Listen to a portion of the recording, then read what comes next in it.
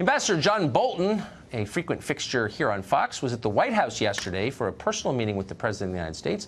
News reports, a lot of them suggest he could be the next national security advisor. So the following question is more relevant than ever. What does Ambassador Bolton think is the greatest threat to America today? Ambassador Bolton joins us tonight. Great to see you, Ambassador. Glad to be here. So it feels like we're moving kind of in slow motion toward a conflict with Iran and Russia in Syria. Do you think we are?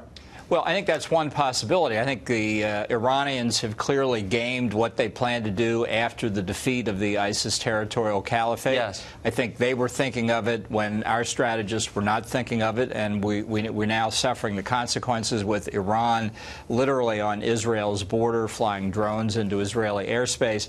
I don't think that's the really most dangerous aspect of the Middle East, though. I still think it's Iran's support for terrorism and its continued effort to get deliverable nuclear weapons. Right. So obviously Iran was greatly empowered by the fall of Saddam. I think in retrospect we can concede that. There haven't been any Iran-sponsored terror attacks in this country that I'm aware of in the last 25 years. There have, of course, been many, many, many sponsored by Saudi Arabians of the Gulf states and the Sunni Arab world. So why should we see Iran as our primary threat? Because Iran, for many decades, has been the world's central banker of international terrorism, funding Shia, Sunni terrorists on an equal opportunity basis, providing arms to them as they do to Hamas in the Gaza Strip. So it's their support for terrorism generally that should concern us, not necessarily specific attacks in the United States. But, I mean, in order to, commit American troops and the billions it takes to prosecute any kind of conflict, wouldn't you want to go after the people who are attacking us here first? Yeah. Well, nobody's talking about committing massive amounts of troops. What we have to worry about, I think, most importantly, is the threat of North Korea's nuclear weapons program, which is more advanced than Iran's. But it all ties together in the Middle East. You may have seen reports recently of a UN inspector's study of North Korea selling chemical weapons, precursor chemicals, and equipment to manufacture chemical weapons to Syria, right, likely financed by Iran.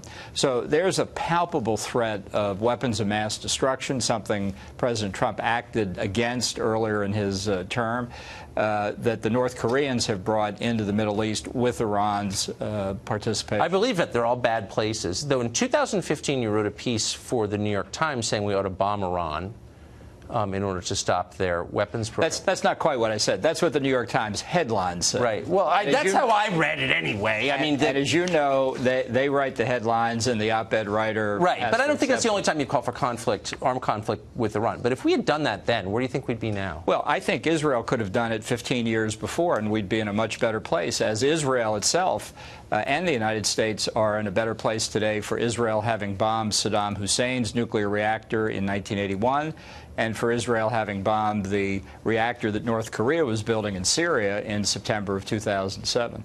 So you've called for regime change in Iraq, Libya, Iran, and Syria. In the first two countries, we've had regime change, and obviously it's been, I'd say, a disaster. I think we agree. No, I don't agree with that. And let me. You don't think it's been a disaster? No, because to argue that, you have to argue. Let's just take Iraq to begin with. You have to argue that everything that followed from the fall of Saddam Hussein followed inevitably, solely, and unalterably from the decision to overthrow him. And that's simply not true. I would never argue that. I'm merely arguing the macro picture, since you just said that Iran is the single greatest threat to us and to that region. I think you'll concede that Saddam was the greatest counterbalance to Iran, and they were empowered by his fall. So I think it's fair to say if you think Iran is the real threat that way, it's kind of hard to defend that decision, right? No, because I think your analysis is simple-minded, frankly. Okay. The Iranian threat, which stems from the revolution of 1979, was underway quite apart from what Saddam Hussein was doing. The Iranians have been trying to get nuclear weapons for 25 years. So you don't think the fall of Saddam made Iran stronger? I think it made the fall of Saddam, did not make Iran stronger. What made Iran stronger ultimately was the withdrawal of American forces in 2011. So if I'm not saying you're the only person who thinks that. You're the only person I have met who thinks that. What would you say if you could sum up the one lesson from what has happened in Iraq? What would it be? Well, I think the overthrow of Saddam Hussein, that military action, was a resounding success. I think the mistakes that were made subsequently setting up the Coalition Provisional Authority and others that followed from it are lessons about what to do after a regime is overthrown.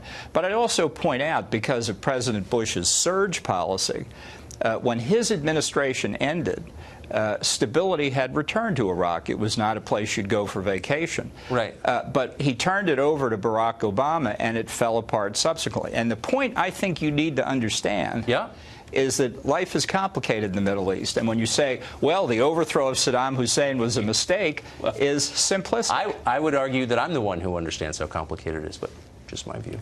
It's your long experience in foreign policy, I know. Better record than yours, I would say. But thank you, Ambassador. Good to see you. Sure.